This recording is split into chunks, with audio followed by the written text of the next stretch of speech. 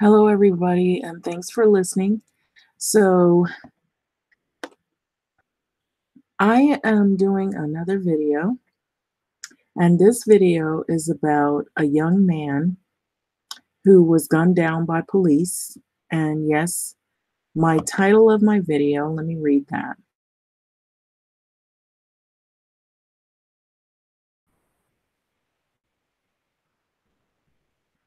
And so it is in the Post Nation, and it says, "Our city is hurting. Protesters swarm downtown."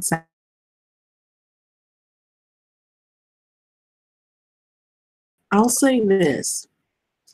What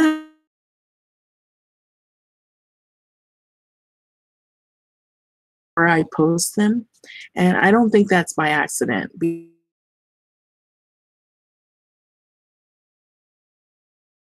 lot of it goes through after a certain period of time.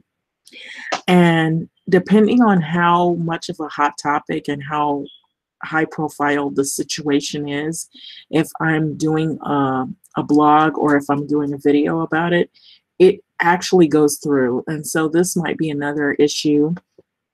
And so I'm just basically giving you this article here. And so this is in the Washington Post. And it's by Alex Horton and Wesley Laurie. Okay.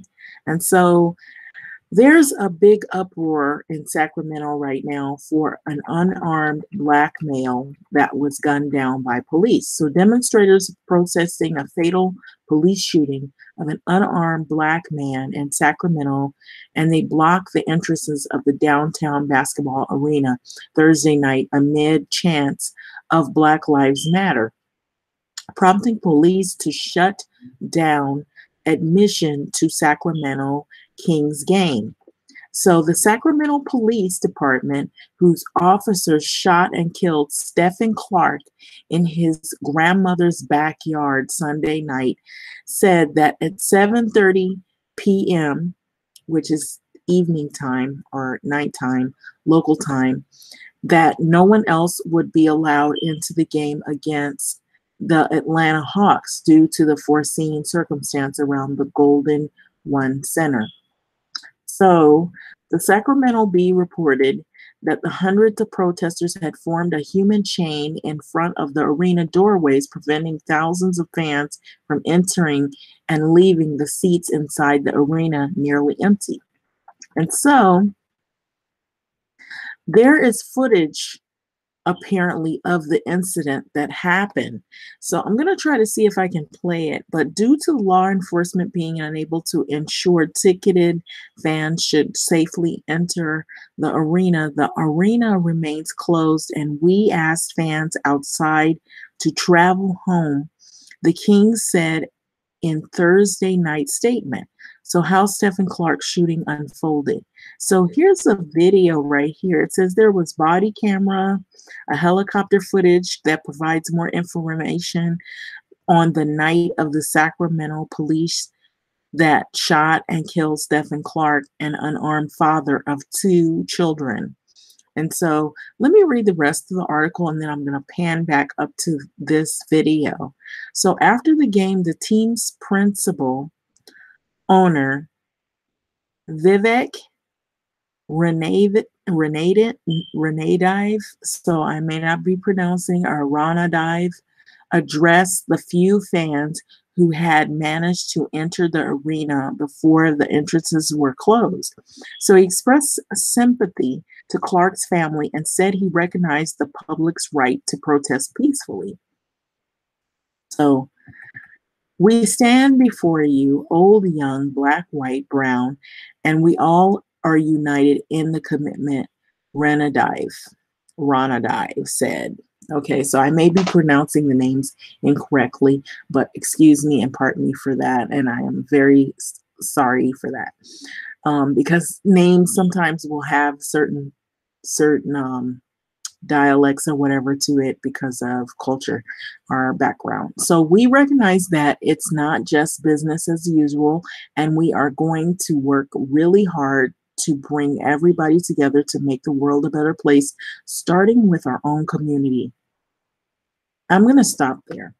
I did a video previous about the 5 students who are protesting and who have an outcry for the gun violence reform. And they've been featured in the Time magazine as if they're posing for a clothing ad. And so here you have a community right here who has just experienced what I've always experienced in neighborhoods that I've grown up, where Black people are killed, are murdered by police, and not even just by police, by maybe gang violence, or maybe just domestic violence, or maybe uh, a bad incident happens or tragedy in the community, but because they're poor or because their voices aren't necessarily looked at as valid and stellar in the community or in society because they happen to be Black people or they're brown people, their reach is not far reaching. And so that was my point intended. But anyway, we recognize that it's not just business as usual. We are going to work really hard to bring everybody together to make the world a better place, starting with our own community. And we are going to work really hard to prevent this kind of tragedy from happening again. I'll say good luck to that, because I've seen that all the time that I've grown up. I grew up in some different places, of course, but I was here in the 80s during the crack era in California, in Inglewood, Watts, Compton areas. And so I seen a lot of killing, a lot of murder. And none of that was put on the Times magazine. None of the outcry of the outpour of where are the help for our communities. It wasn't there. There was no big stages. There were no display of people on covers of magazines showing the outpour of let's help the community. There was no big funding or money that was filtered in to help people who were on crack. So I just wanted to put that in there. So videos showed protesters outside the arena chanting, Stephen Clark, Stephen Clark, the name of a 22-year-old who was killed. 22 years old. He's still very young, has a whole life ahead of him. What he did, of course. Killed Sunday by 2 city police officers responding to a 911 call about a man breaking vehicle windows. Okay. Do we really all, as Black people, look alike? Okay, I'm going to go on. The officers fired 20 rounds at Clark. 20 shots? There's no way they could have apprehended and asked him questions to find out and get his ID to find out who he really was before they had to go to those extremes. So he died in his yard, in the yard of his grandmother, of course, we know. So police said that they thought he had a gun. How many times have Black people heard this? They thought he had a gun in his hand, but it was actually an iPhone. Wow. Wow, people. He had an iPhone, but they thought the iPhone was a gun. So the protests at the arena Thursday came after crowds blocked commuters on Interstate 5 and some city streets during the height of the rush hour. No arrests were made, police said.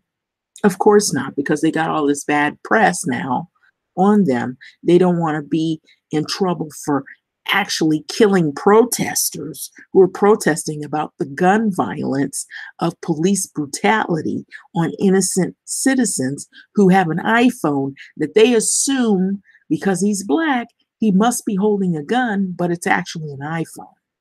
So emotions are high. Sacramento Police Chief Daniel Hahn told ABC affiliate KXTV amid the demonstration, people are very angry.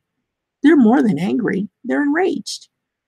You're going to have an uprising that's going to happen again.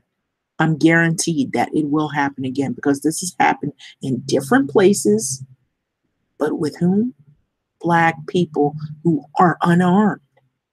It's becoming a horrible trend. So, and they want answers, and we intend to give it to them. So it goes on to say that Han and the city's first black police chief added, he's the city's first black police chief. Our city's hurting. This is where I was born and raised. And so anytime our city is hurting, I'm hurting also. You can't go anywhere right now without feeling this, seeing it on the news, and seeing the protest in person. There's no way around this. So you see it here, folks. You see in police brutality. Like it's as if it's not happening. If it doesn't happen to other people, Black people must have some kind of collective uh, vendetta against police. So somehow, although it's happening to us, something must be wrong with us because we don't act right. So every time we hold something in our hand or reach in our pocket or go for our ID or go for our phone, we have to be coming out with some kind of weapon. So that's the way this is seeming to us in the Black community, is as we were being targeted. So it says video released Wednesday night by Sacramento Police Department depicts a frantic foot pursuit through the darkened streets pierced by white silvers of police flashlights. Okay. So I guess slivers or white slivers of police flashlights. And so I guess the flashing lights, they have these little slivers and you can see them when they're flashing at night. So the officer spotted Clark approaching a house. They shouted, "Show me your hands. Stop, stop, stop." And so out of fear, what do Black people do when they see the police pulling them over? They run. So in the video, Clark is seen running because they're in fear of their life, of course. We're afraid of police. Even if we slow down and stop, we think our life is going to end with an instant decision that we must be reaching for a gun or a weapon. And it's an excuse just to kill Black people. I'll just be honest with you. It's an excuse to kill Black people. So, and the two officers round the corner of the house and find himself under a covered patio. So the two officers round the corner of the house and find him under a covered patio. So show me your hands. So I'm actually reiterating what they said. So the way they have it worded here, show me your hands. Gun, an officer shouts. Oh my gosh. They don't even really know it's a gun. So if an officer shouts gun, they automatically say gun. Oh my God, let's shoot. So the officer shouts and ducks behind the wall in a frantic of a second. And Clark steps towards the officer behind the wall. And one of the officers issues the command, show me your hands. And then gun, gun, gun. Oh my gosh, it gets worse. I don't believe it was gun, gun, gun. I believe as soon as he said gun, they shot. But we'll see the video, of course. So both officers open fire. Sparks from the bullets light up a helicopter's infrared camera in a sharp white pops where you can see the gunfire going off. So the sequence from the first glimpse of Clark on the patio to the first gunshot unfolded in about 6 seconds. So the officers are never heard identifying themselves as police before fatally shooting Clark. So he was at the wrong place at the wrong time in his own backyard. So his grandmother, Sequita Thompson, told the Sacramento Bee, come on now. They didn't have to do that. And they didn't. So Reverend Al Sharpton said in a statement, it is an atrocity that the unarmed young man was shot 20 times in his own backyard, shows that the urgent need in this time and these times for intervention against police misconduct. Sharpton, whose civil rights group is helping the Clark family find legal representation, added, we will call for a complete and thorough investigation into the young man's death. So Sacramento Police Department said that the man they believe was breaking windows was the same man that the officers killed in a hail of gunfire, identified by the 9/11 caller as a thin 6-foot man. Identified Clark as the relatives identified him to the media. Grandpa found this on the ground. That must have fallen. Why? Okay, so Thompson dispute. Okay, so let me go back to the media.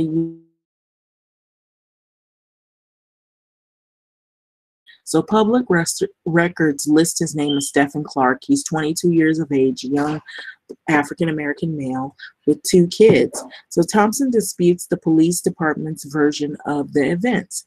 So her grandson was shot not 6 feet. She said in the video produced by the Bee,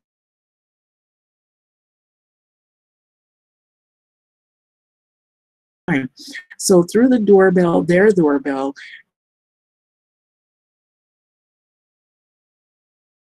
to open the garage. So that's why he was in the backyard. He was trying to get in. So their doorbell is broken. So he goes to the back to go inside the house. So he was at the wrong place at the wrong time. So it looked as though that he might be breaking in. But what does that tell you? It's stereotyping Black people that we must be breaking in our own places. So what is he doing in the back? So the family told the newspaper this. So Clark was staying at his grandmother's home at the time he was killed. And so this is her pictured here. And this is probably at the time that the incident had occurred, of course, which is sad. So this is Sequita Thompson that she recounts the horror of seeing her grandson dead in the backyard. And so this is really sad right here. So the gun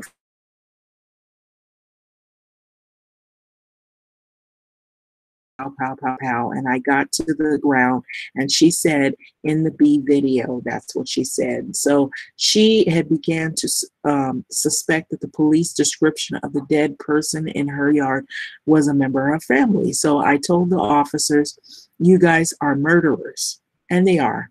So murderers, Thompson cried, murderers.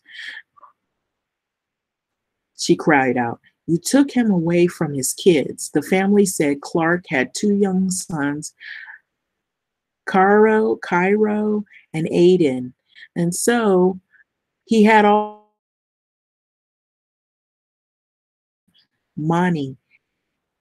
And so this was reported through the Associated Press. And so, though, let's see, let's go down. Sunday night shooting released by authorities tells a short, grim story. The helicopter observed a suspect picking up a toolbar and breaking the window to the house at 9 p.m. Sunday night. The Bee reported it, and it was sliding glass doors that belonged to a neighbor. Authorities said that the suspect ran and looked into cars, and so the police helicopter guided the officers on the ground to the front yard of Thompson's house as Clark was coming from the back. They met in the middle, and soon Clark was dead.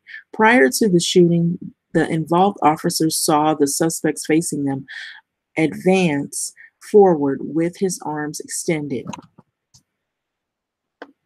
And at the time, the shooting, the officers believed that the suspect was pointing a firearm at them.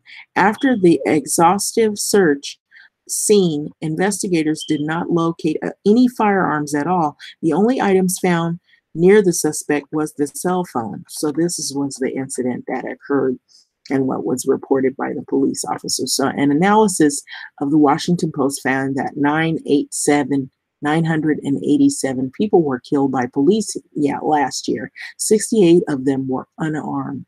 That's a huge problem. So of those unarmed victims, 30 were white and 20 were Black and 13 were Hispanic. And so showing that there's an overrepresentation of African Americans compared to their percentage of the US population, 5 of the remaining fatalities were unknown or other race. Okay, so at least 230 people have been killed by police this year, according to the Post database on the fatal force. And so I know there have been another way. He didn't have to die this way, Clark's brother Stevante said, and he told the CBS News this, "You're going to know his name forever." He added before reciting the names of several Black men who were killed by police or at the hands of police. "You're going to remember it like how you know Mike Brown, Eric Garner, Tamir Rice, and many others, of course. You're going to know him. You're going to remember this day." Sacramento Mayor Darrell Steinberg offered his condolences to the Clark family and said in a statement that he was heartbroken for the city. "The questions raised by the community and the council members are appropriate and must be answered during the investigation." So Steinberg said, though he noted that he had reviewed the police videos carefully and said, "Based on the videos, I cannot second guess the split-second decision of our officers, and I'm not going to do that." And so it goes on and on. So there's body cam footage and the Sacramento police who shoot the unarmed man. So I'm just going to play this because there's a lot of reading to go down here. And so I'm not even going to really read the rest of this. I'm just going to go ahead and play the footage.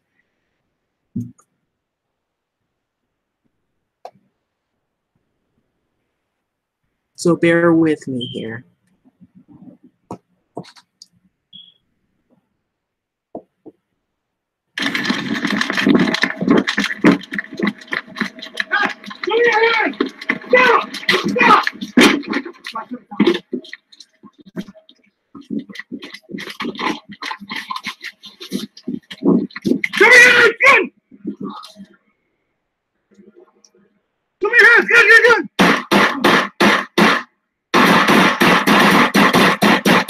Five, 7 shots fired since they down. Show me your hands! Let's see your hands!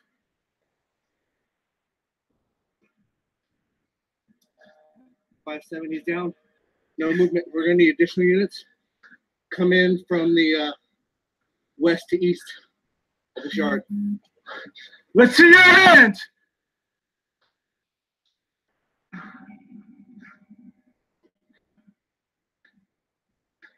I got him at gunpoint, dude. You do a tactical reload, okay? I think I shot about 5 times.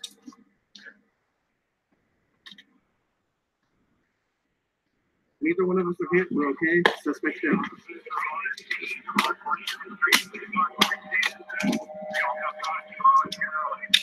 All right. Yep.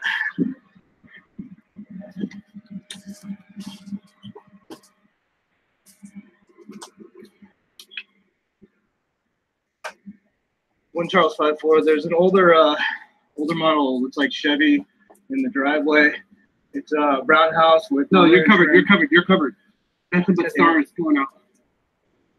Give him a light. I got him. All right. Hey, we're good. We're good. Slow it down. Slow it down. We're good. One Charles 5-4. I want everybody to know we are fine. No officers are hit. Subject's down in the backyard. We have security. We're not moving in until we have more. We don't have it. We see it? I don't see it.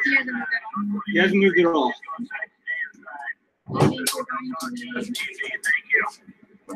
Right now? He hasn't moved because he's dead. Not yet. Yeah, we're good. One Charles 5-4. Can't see the subject's hands. He's still not moved. 375. If you can head this way, we can use a body bunker before we detain him. Hey, can you hear us? Police department, can you hear us? We need to know if you're okay. We need to get you medics, but we can't go over there and get you help unless we know you don't have the weapon. Hey, you guys. Here. Hanging out. What's that, brother? Hanging out. Trying to be de-stressed. I'm actually about to crush up 13 giant pills and try to make a horse eat them with the last side. Well, I'm glad you finished with the horse eat. And so, okay, let me try to continue. Clark is at least the 6th person shot and killed by the Sacramento Police Department since the beginning of 2015, according to the Post analysis. So 5 of them were Black men, and the other was a white man. And so October 2015 shooting of Adrian Ludd and September of 2017 shooting Eric Arnold, and the only 2 of the 6 fatal Sacramento police shootings in which the police had killed was armed with a gun. So police say that Ludd fled after a traffic stop and fired at the police officers before he was killed. So Arnold, a suspect in a double homicide, shot 2 police officers before he was shot and killed. And so Matt Coates was holding a plastic BB gun, and when he was shot and killed. So May 2015, his girlfriend would later tell reporters that she had told the officers that the gun wasn't real.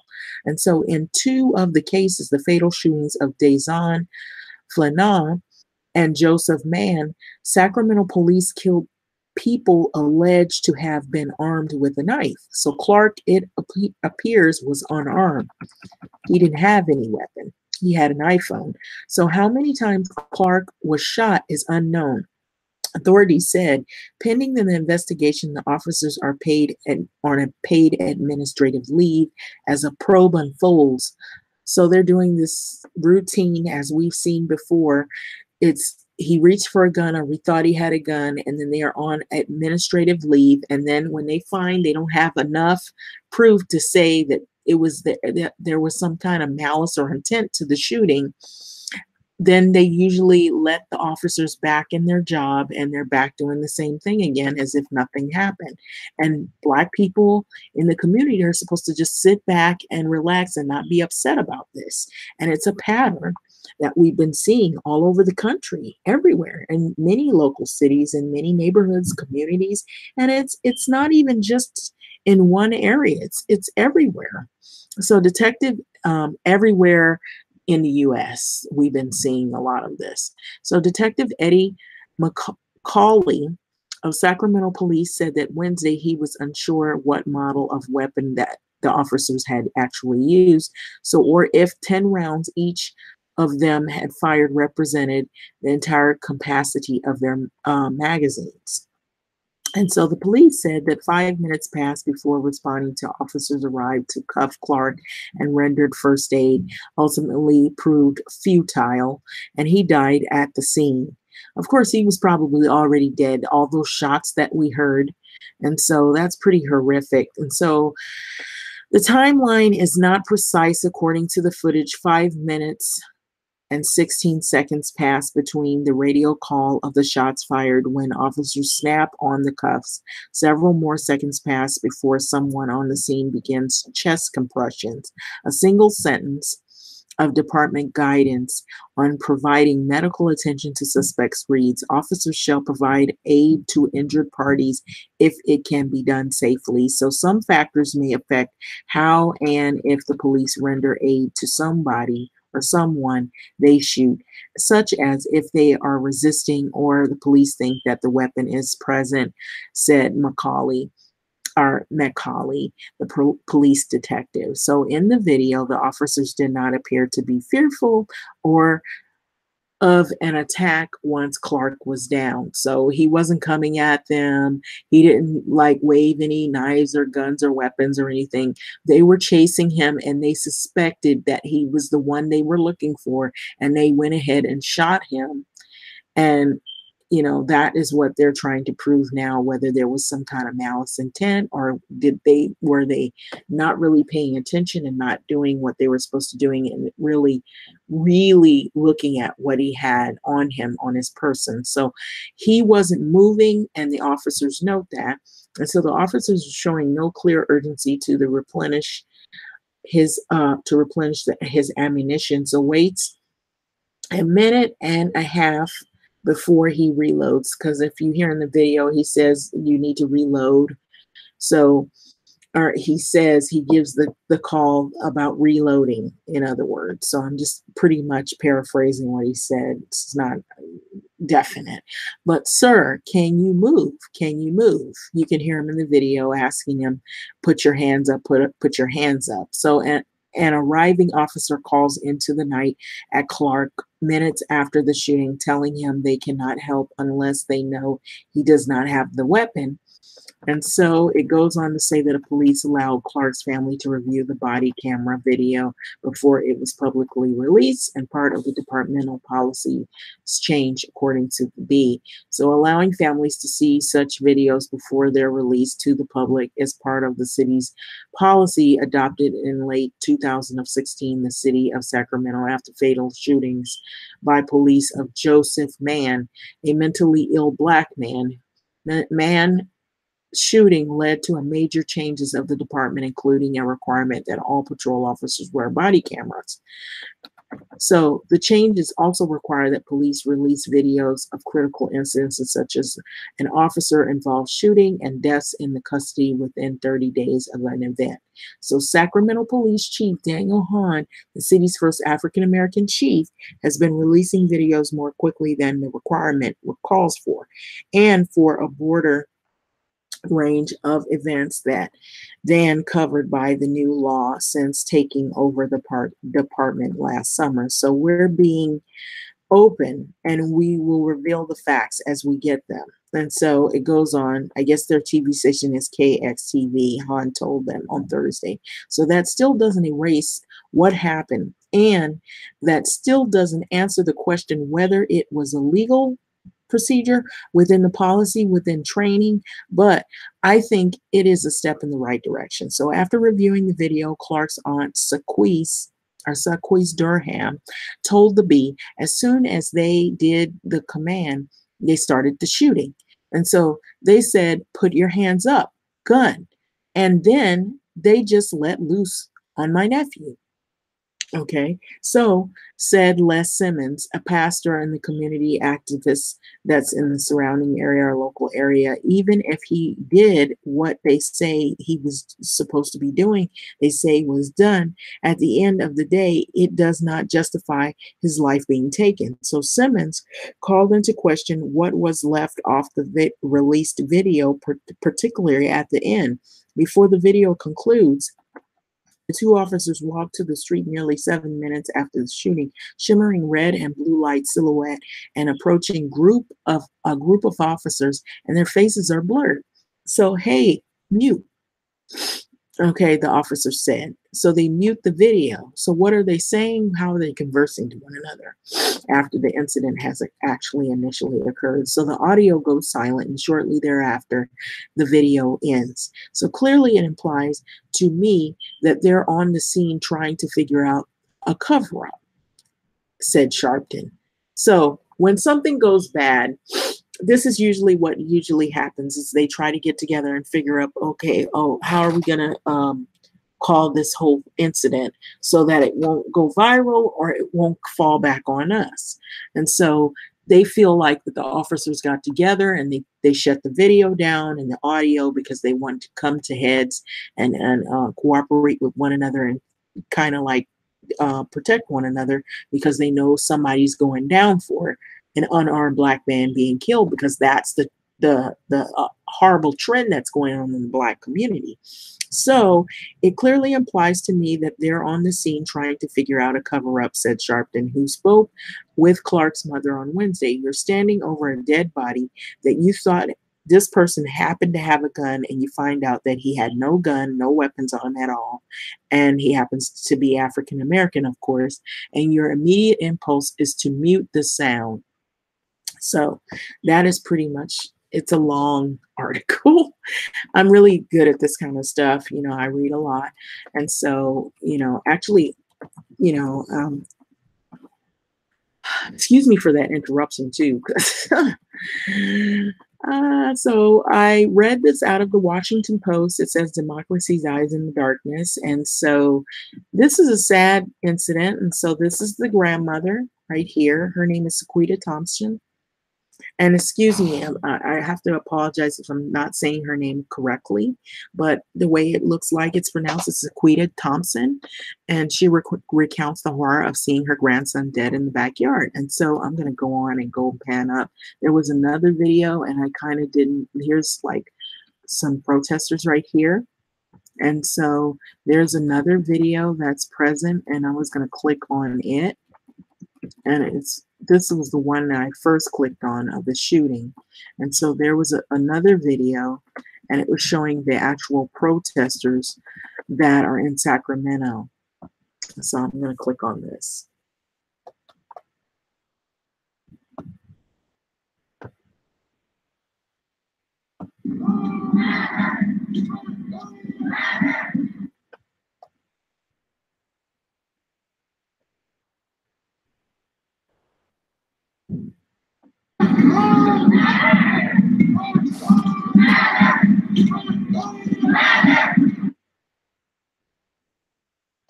Protesters took to the street in Sacramento 4 days after police fatally shot Stephen Clark.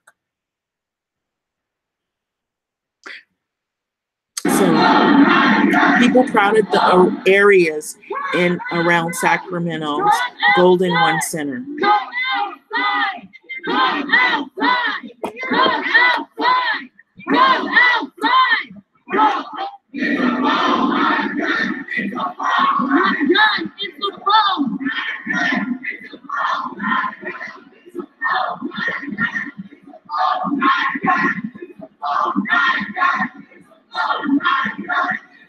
phone! Go outside! Go outside! Go outside! Protesters are blocking the entrance into the King and Hawkstone. This is crazy. But it's all for a purpose. No justice, no peace.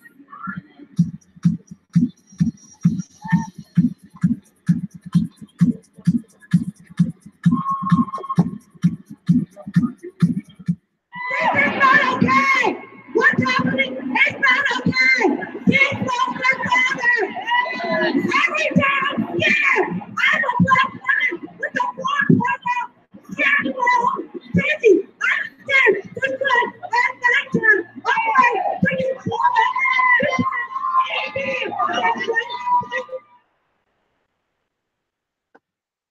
Okay, so that was the video footage of the protesters speaking out. And do you see any of them on the cover of Time magazine posed with their shoes off? I just wanted to reiterate that.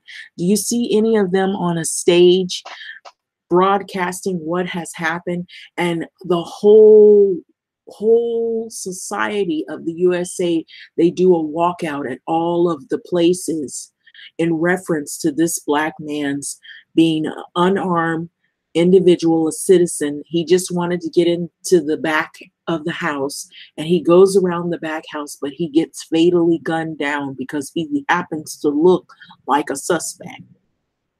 No questions asked of who he is, ID and what have you. Just they're on the chase. He's afraid for his life because we're afraid of cops.